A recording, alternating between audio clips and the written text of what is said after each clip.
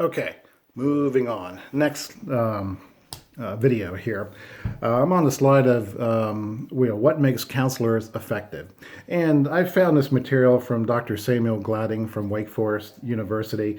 He really spells it out better than anybody else. So why reinvent the wheel here, but to really just emphasize what he is highlighting, okay? He raises questions of, what really goes into making a counselor effective? Is it genetics? Are we born to do this? Are we born into it?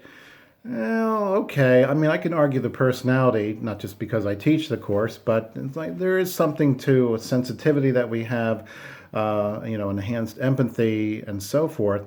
But it's going to come back to the nature nurture argument. So, yeah, let's give a nod to genetics. Like, okay, we might come into this world hardwired with like a predisposition to serve others or the compassion and so forth. Okay. Well, he also asked, is it training? Is it the types of clients we see? Is it intelligence? Okay. Probably all of the above. All right. It's no accident that we choose to work with the populations we want to, because again, there's just something about the populations and the struggles that they face, as well as what's in our hearts and how we thrive with this particular population. And you've probably heard this before, but I'm going to again overstate the obvious. We cannot work with every population out there. It's impossible. Okay. Now, we should be able to sit with anybody, any population, and find out what's going on, and then be able to make effective referrals or to, again, put into their hands, the resources that they need in order to find the help. Okay.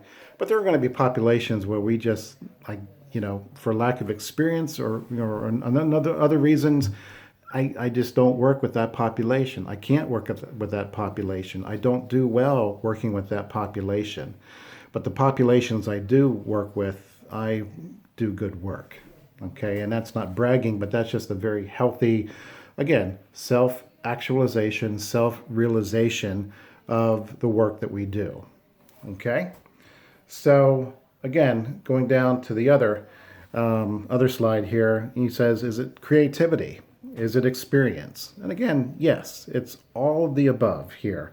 But truly, truly, truly, what makes the difference is this genuine human connection. Okay, it sounds like so simple, but therein lies a difficult issue, I'll put it, for a lot of clinicians, for a lot of people.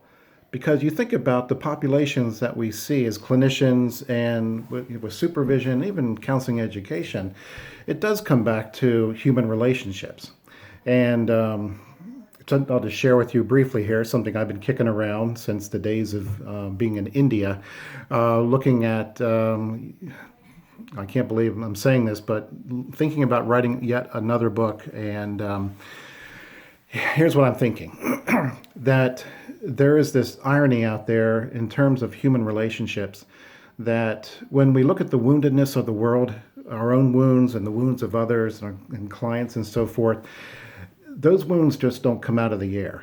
Those wounds are often received or felt or given in relationships. It's the interaction with others that causes the emotional wounds, the psychological wounds, the mental, physical, even spiritual wounds. Okay.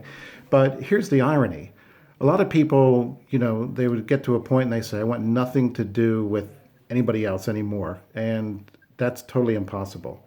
We're relational beings. And so in order for us to find healing of those wounds that occurred in human relationships, we have to go back into human relationships in order to find the healing. And what I mean by that is, let's say we were raised in an unhealthy household in which we thought just total dysfunction was normal because we had nothing to compare it to. And so we get out there and we try to act as if the world is just as dysfunctional.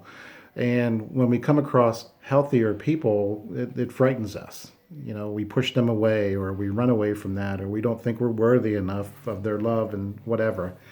But when we do find,